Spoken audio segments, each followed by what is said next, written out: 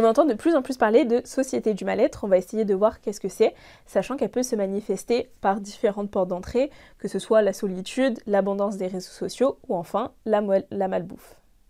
On voit de plus en plus un éloge de la solitude, qu'on se fait tout seul, qu'on n'a pas besoin des autres pour vivre, et je pense que ça entraîne de plus en plus de souffrance.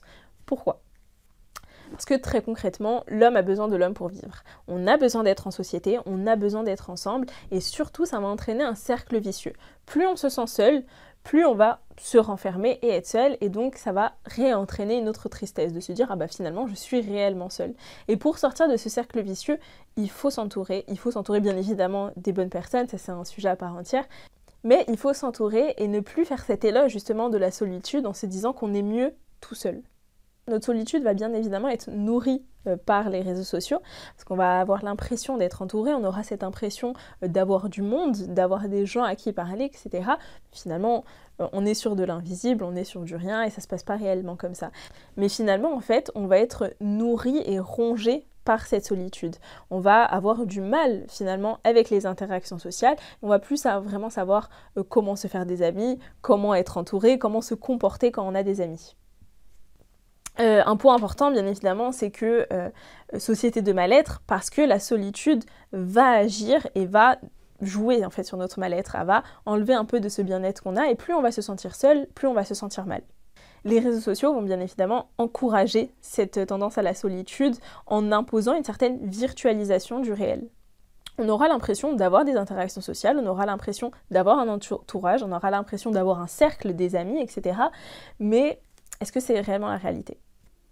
Vraiment dans la plupart des cas, ou en tout cas dans ce que je peux voir la plupart du temps avec mes patients, c'est une certaine addiction aux réseaux sociaux. Ce mot il est peut-être fort et peut-être qu'on ne se rend pas compte, mais quand l'utilisation est chronophage, quand elle prend toute notre journée et quand notre dopamine n'est corrélée qu'aux réseaux sociaux, on peut parler d'addiction. Le but n'est absolument pas de culpabiliser toute la société, je suis la première à utiliser les réseaux sociaux, mais surtout de prendre du recul et de se questionner en fait sur notre utilisation, je pense que c'est important. C'est important de revenir sur est-ce que c'est pas aussi instauré par la société pour justement rajouter à notre mal-être. En ayant cette virtualisation du réel, on va s'éloigner de la réalité, on va s'éloigner de notre vrai entourage, de nos vrais amis, de notre famille, même si c'est pour des choses très très simples, qui prennent que 5 minutes pour nous, mais tout ce petit temps-là ajouté va commencer à nous éloigner des autres et à nous enfermer en fait.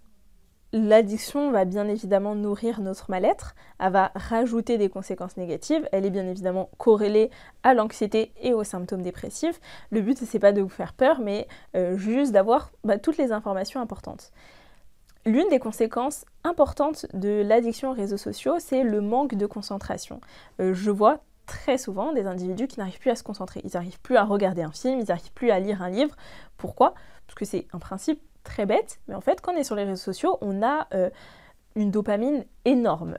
Le phénomène de scrollage, par exemple, va entraîner une dopamine énorme. Le surplus d'informations, de couleurs, etc., de bruits qu'on va entendre, va entraîner de la dopamine chez nous. Et du coup, ça va créer une certaine norme. J'aurai de plus en plus besoin d'informations, de TikTok, de vidéos, etc., pour me nourrir et pour avoir de la dopamine. Du coup, passer par exemple, je sais pas, un reportage simple ou un film très basique, un drame, ça va m'entraîner très peu de dopamine et du coup, ça va être pour moi très ennuyeux. J'aurai donc besoin de plus en plus de dopamine et je vais donc plus souvent m'isoler. Après, le but, bien évidemment, c'est pas de vraiment diaboliser les réseaux sociaux. Le but, c'est juste de nous questionner sur notre utilisation, notamment sur le nombre d'heures qu'on peut passer sur les réseaux sociaux. Un point important dans la société dans laquelle on vit, c'est qu'on a l'impression qu'on consomme du savoir, de l'information, mais qu'on n'est plus vraiment actif et encore moins acteur de cette dernière. On a intégré cette surconsommation, on a intégré ce niveau de fast life, entre gros guillemets, où tout va très vite. On consomme vite, on regarde vite les informations, on va très très vite. Et en fait, on l'a un peu intégré aussi dans tout ce qui est la quête du savoir, la quête à l'information. Ce qu'on va observer très généralement, en tout cas chez la jeune génération, c'est qu'on va beaucoup consommer, on va acheter beaucoup de livres, on va écouter beaucoup de podcasts, on va lire beaucoup d'articles, etc. Mais on ne va pas transmettre ça dans notre comportement et dans notre quotidien. Il n'y aura plus réellement de changement, en fait. Mon comportement ne va pas être conditionné à ce que j'ai écouté, à ce que j'ai lu, à ce que j'ai appris en fait ces derniers temps. malheureusement, ça va toujours rester la même chose, on va rester le même individu, on va pas vraiment changer en fonction de ce qu'on écoute, de ce qu'on lit, de ce qu'on apprend. Mais je pense que ça peut être problématique parce que tout ce savoir qui nous environne, et franchement il y en a vraiment beaucoup avec les podcasts de maintenant, les vidéos, etc., est censé nous élever et nous faire grandir. Étant donné qu'on a ce besoin de dopamine, qu'on cherche toujours à avoir du plaisir, on va plus réellement prendre la partie un peu difficile et changer notre comportement, qu'il soit vraiment actif ou même passif dans le changement intérieur de, par exemple, j'ai un peu plus de bienveillance ou un peu plus d'intelligence émotionnelle, etc. On va plus vraiment mettre ça en pratique dans notre quotidien. On devient consommateur et plus acteur du savoir. Et le mot consommation, il est bien choisi parce qu'on va consommer le savoir. Et on va arriver à une certaine paralysie parce qu'on va plus du tout mettre ça en action.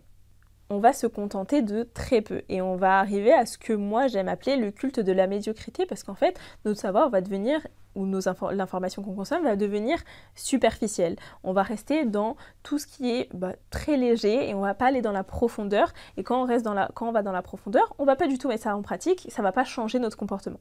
Du coup, ce qu'on va voir, et c'est très présent sur les réseaux sociaux, c'est vraiment des bibliothèques énormes, très remplies, on va avoir énormément de livres, moi la première, mais on n'est plus dans le qualitatif, on va rester dans le quantitatif.